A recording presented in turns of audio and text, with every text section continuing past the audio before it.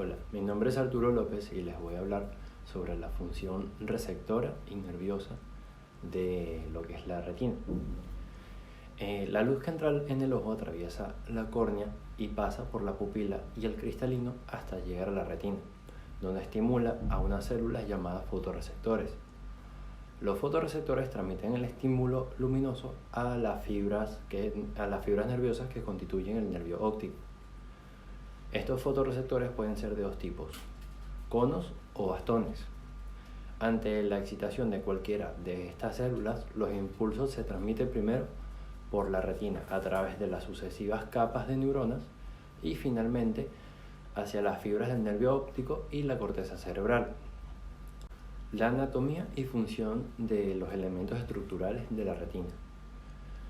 Una vez que la luz atraviesa el sistema ocular de lentes y después el humor vítreo, penetra en la retina desde su interior, es decir, pasa primero a través de las células ganglionares y recorre las capas plexiformes y nucleares antes de llegar finalmente a la capa de los conos y los bastones, que está situada a lo largo de todo el borde externo de la retina.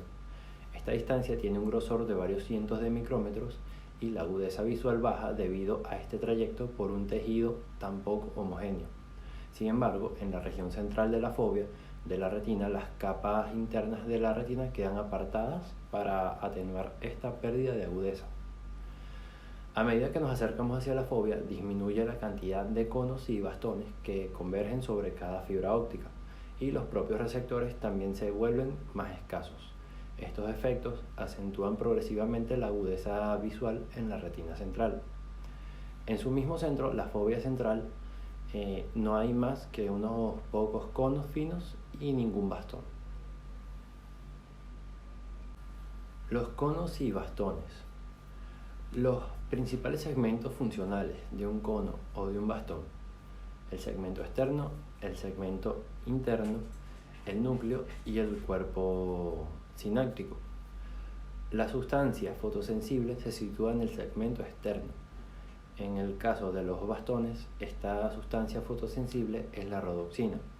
En los conos es una de las tres sustancias fotosensibles al color, que suelen denominarse simplemente pigmentos del color, y funcionan casi exactamente igual que la rodoxina, excepto por sus diferencias de sensibilidad dentro del espectro. La fotoquímica de la visión. La sustancia sensible a la luz en los bastones se llama rodoxina. En los conos, donde se denominan pigmentos de los conos o pigmentos del color, su composición no es nada más que un poco diferente a la que presenta esta rodoxina. Cuando la rodoxina absorbe la energía lumínica, empieza a descomponerse en una fracción muy pequeña de segundo. El origen de esta rápida descomposición se sitúa en la fotoactivación de los electrones situados en la porción retinal de esta sustancia, que desemboca en la transformación instantánea de la forma cis del retinal en una forma todo trans, que conserva la misma estructura que la forma cis, pero presenta una estructura física diferente, que es que una molécula recta en vez de plegada. Como la orientación tridimensional de los lugares reactivos en el todo trans retinal deja de coincidir con la orientación correspondiente en la proteína escotopsina, el todo trans retinal empieza a soltarse de ella. El producto inmediato es la vatorrodoxina, que representa una combinación parcialmente disociada del todo trans retinal y la escotopsina. La vatorrodoxina resulta sumamente inestable y se degrada en cuestión de nanosegundos en lumirrodoxina. Después de unos microsegundos, este producto se descompone en metarrodoxina 1, en un milisegundo más aproximadamente pasa a metarrodoxina 2 y por último, con mucha mayor lentitud, se convierte en los productos separados por completo de la escotopsina y el todo trans retinal. La metarrodoxina 2, también llamada rodoxina activada, es la que estimula los cambios eléctricos en los bastones y tras ello, estos receptores ya transmiten la imagen visual hacia el sistema nervioso central bajo la forma de un potencial de acción en el nervio óptico. Excitación del bastón cuando la luz activa la rodoxina. Cuando el bastón se encuentra expuesto a la luz, provoca un aumento de la negatividad en el potencial de membrana en su interior, lo que supone un estado de hiperpolarización. Cuando se descompone la redoxina, disminuye la conductancia de la membrana del bastón para los iones sodio en su segmento externo. Esto provoca una hiperpolarización de toda la membrana del bastón. Como pueden ver en la figura A, el sodio fluye a un fotorreceptor a través de canales activados por GMPC. El potasio se filtra de las células a través de canales de potasio no activados y una bomba sodio-potasio mantiene niveles constantes de sodio y potasio en el interior de la célula. En la figura B, en la oscuridad los niveles de GMPC se elevan y los canales de sodio se abren. Cuando hay luz, los niveles de GMPC se reducen y los canales de sodio se cierran, lo que hace que la célula se hiperpolarice. Como en otras células, esta bomba sodio-potasio crea un potencial negativo dentro de la célula, de toda la célula tomada en toda su integridad. Sin embargo, el segmento externo, donde están situados los discos fotorreceptores, es totalmente diferente. Aquí la membrana del bastón, en situación de oscuridad, resulta permeable para los iones de sodio que fluyen a través de canales activados por monofosfato de guanosina cíclico. En el estado de oscuridad, los niveles de GMPC son elevados, lo que hace posible que estos iones de carga positiva se filtren permanentemente hacia el interior del bastón y neutralicen así gran parte de la negatividad que hay dentro de toda la célula. Por tanto, en condiciones de oscuridad normales, cuando el bastón no está excitado, hay una baja electronegatividad en la parte interna de su membrana. La regulación automática de la sensibilidad retiniana, que es la adaptación a la luz y a la oscuridad. Si una persona ha estado expuesta a una luz radiante durante horas, una gran parte de las sustancias fotosensibles en los conos y los bastones habrá quedado reducida a retinal y opsinas, por añadidura de gran parte del retinal presente en ambos tipos de receptores cuando se habrá convertido en vitamina A. Debido a estos dos efectos, las concentraciones de productos fotosensibles que quedan en los conos y los bastones son considerablemente bajas y la sensibilidad del ojo a la luz está reducida de forma proporcional. Este proceso se llama adaptación a la luz. Por el contrario, si una persona permanece en la oscuridad durante un periodo de tiempo prolongado, el retinal y las opsinas de los conos y los bastones han vuelto a convertirse en los pigmentos sensibles a la luz.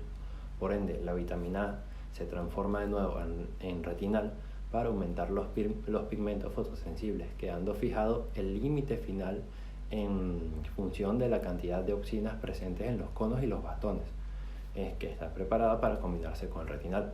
Este proceso se denomina adaptación a la oscuridad. Visión en color. La interpretación del color en el sistema nervioso es que se observa que una luz monocromática naranja dotada de una longitud de onda de 580 nanómetros estimula los conos rojos hasta un valor más o menos de 99. En el caso de los conos verdes, los activa con un valor de estímulo de 42 aproximadamente, pero no causa ningún efecto en absoluto sobre los conos azules, como pueden observar. Las proporciones de estimulación de los tres tipos de conos en este caso son 99, 42 y 0. El sistema nervioso interpreta esta colección de proporciones como la sensación correspondiente al naranja. En cambio, una luz monocromática azul con una longitud de onda de 450 nanómetros estimula los conos rojos hasta un valor de 0, los verdes hasta un valor de 0 y los azules hasta un valor de 97. El sistema nervioso interpreta este juego de proporciones como azul. En el mismo sentido, los cocientes 83, 83, 0 se interpretan como amarillo y 31, 67 y 36 como verde. En el caso de la percepción de la luz blanca, es que una estimulación aproximadamente equivalente de los conos rojos, verde y azul da lugar a una sensación visual del blanco. Con todo, la luz no tiene una sola longitud de onda que corresponda al blanco. En su lugar, este color es una combinación de todas las longitudes del espectro. La función nerviosa de la retina. En los puntos fundamentales donde se producen sus conexiones nerviosas con el circuito de la retina periférica a la izquierda y el circuito de la zona fovea a la derecha, los diversos tipos neuronales son los siguientes. Los fotorreceptores, los conos y los bastones que transmiten las señales hacia la capa plexiforme externa, donde hacen sinapsis con las células bipolares y horizontales. Tenemos también las células horizontales que transmiten las señales en sentido horizontal por la capa plexiforme externa, desde los conos y hasta los bastones, hasta las células bipolares. Las células bipolares que transmiten las señales en sentido vertical desde los conos, los bastones y las células horizontales hacia la capa plexiforme interna, donde hacen sinapsis con las células ganglionares y amacrinas. Las células amacrinas que transmiten las señales en dos direcciones, directamente desde las células bipolares hasta las células ganglionares, u horizontalmente en el seno de la capa plexiforme interna, desde los axones de las células bipolares hasta las dendritas de las células ganglionares o hasta otras células amacrinas. Las células ganglionares que transmiten las señales de salida desde la retina hacia el cerebro a través del nervio óptico. Y las neuronas y fibras nerviosas encargadas de conducir las señales visuales correspondientes a la visión de los conos son considerablemente mayores que las encargadas de la visión de los bastones, y los impulsos se envían al cerebro con una velocidad de 2 a 5 veces superior.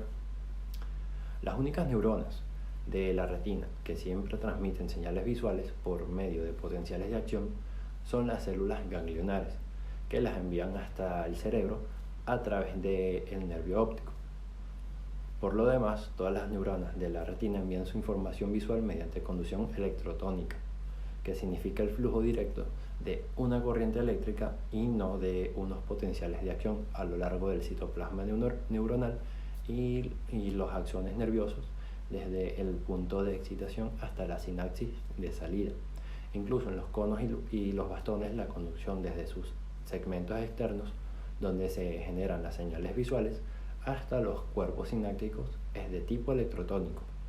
Es decir, cuando se produce la hiperpolarización como respuesta a la luz en el segmento externo de un cono o de un bastón, se transmite casi con la misma magnitud mediante un flujo de corriente eléctrica directo por el citoplasma hasta el cuerpo sináptico, sin que haga falta ningún potencial de acción. La transmisión electrotónica radica en que permite una conducción escalonada de la potencia de la señal. Por tanto, en el caso de los conos y los bastones, la magnitud del impulso de salida hiperpolarizante está directamente relacionada con la intensidad de la iluminación. No queda reducida a todo o nada como sucedería en cada potencial de acción aislado. La excitación de las células ganglionares. Los potenciales de acción continuos y espontáneos en las células ganglionares, que es la respuesta de encendido y apagado. La excitación de muchas células ganglionares depende específicamente de los cambios en la intensidad de la luz, lo que queda grabado en los registros de los impulsos nerviosos presentados en la figura de la imagen que pueden ver. La imagen superior muestra unos impulsos rápidos durante una fracción de segundo cuando la luz se enciende por primera vez, pero estos impulsos disminuyen rápidamente en la siguiente fracción. El trazado inferior corresponde a una célula ganglionar que ocupa una posición lateral al punto de luz. En este caso, presenta un acusado descenso de su actividad cuando se enciende debido a la inhibición lateral. Después, al apagarse, suceden los efectos opuestos. Por lo tanto, estos registros se denominan respuestas de encendido y de apagado y encendido. Las direcciones contrarias de estas respuestas a la luz están ocasionadas por las células bipolares despolarizantes e hiperpolarizantes, respectivamente, y el origen de la naturaleza transitoria en sus reacciones puede deberse en parte a las células amacrinas, muchas de las cuales ofrecen respuestas pasajeras semejantes. Esto fue todo, muchas gracias por su atención.